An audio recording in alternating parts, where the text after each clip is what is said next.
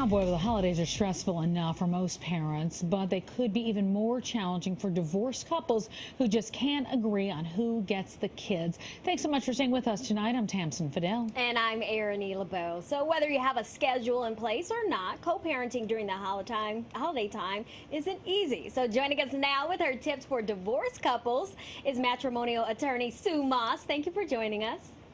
Oh, absolutely. Christmas is our busiest time of the year. It makes every divorce lawyer rich. Okay, let's jump right in and talk about the mess. It could be a messy time with divorce and the kids. So how do parents come up with a plan and solution so that everyone kind of thrives and gets along? The key is to work together. As long as parents work together to create a plan that they're both involved in, neither of them will be upset, and that won't lead to the children feeling the stress. Any decision that the parents come together jointly is better than a decision made by one parent that the other one is going to hate. Well, so, I mean, that's not always possible, though, because one's going to win and one's not going to win. So how do you do that? And how do parents talk to their kids about that situation who are in the middle of all of it?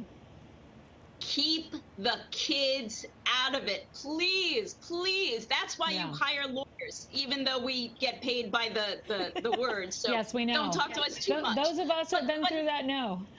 And I thank you. But the reality is we need to keep the kids out of it. The children have a loyalty bond. They usually love their mom, they love their dad, and when a parent talks to them and tries to get them on their side to spend a holiday with them, it only creates more and more stress for the children. The reality is, and you're all gonna hate this, it's only one day. It's only one day. If you do Thanksgiving on a Friday and not a Thursday, your children are going to be fine. If you have a special post-Christmas day, your children are going to be fine. They won't be fine if they see mommy and daddy fighting. Yep.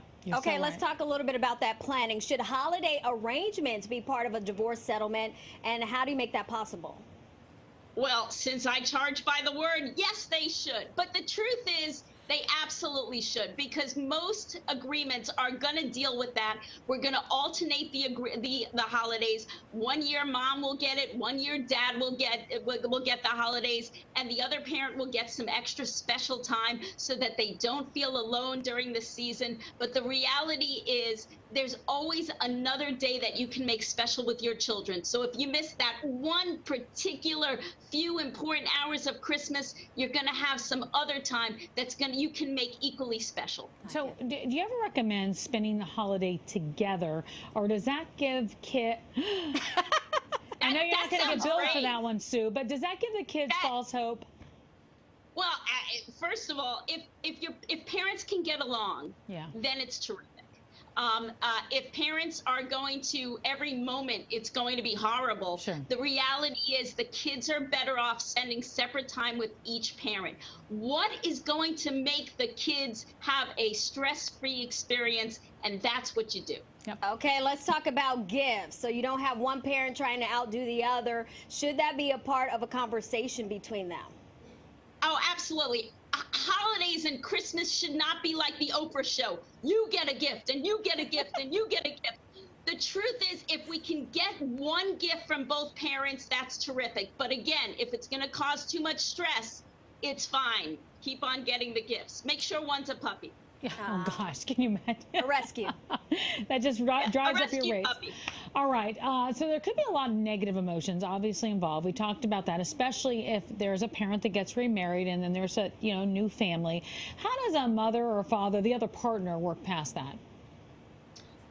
The truth is, most children know this is mommy and this is daddy. And even though a significant other is now being put into the picture, children do not get confused. They know. They really do. And if that significant other is making your child feel loved and comfortable and part of the community, so much the better. You may have to bite through your tongue, but if that significant other is a good person adding to your child's life, then you've got to let it go. Yeah. Okay, so Sue, what if parents are just struggling and they just can't come to an agreement? What would you recommend? Look, you gotta then just alternate the holidays. I mean, there are so many who doesn't love Arbor Day? Okay, so Christmas, and you'll get Arbor, which is a very special holiday. I also, July 4th. Every holiday can be special. It's what you make of it. Yeah, you're so right. So is there anything you think parents should definitely avoid doing in these situations? We've talked about not arguing in front of the kids. Is there anything else that could help out? Because sometimes it's those little things that make a huge difference. Firstly, when it comes to children, hide the eggnog. But other than that, the truth is you just need to put aside your emotions and try to get along. People say, what is the best scenario for children? The best scenario of children is when the parents get along. Yep. They see their parents, they get the stress, they understand. Just bite through your tongue and just compromise. Ooh, bad word. Compromise and everything will be fine. Really respect. That's the bottom line. And all else fails, call Sue. Or remember, all else fails, Arbor Day. All right. Well, Sue, always a pleasure having you on the show. Thank you.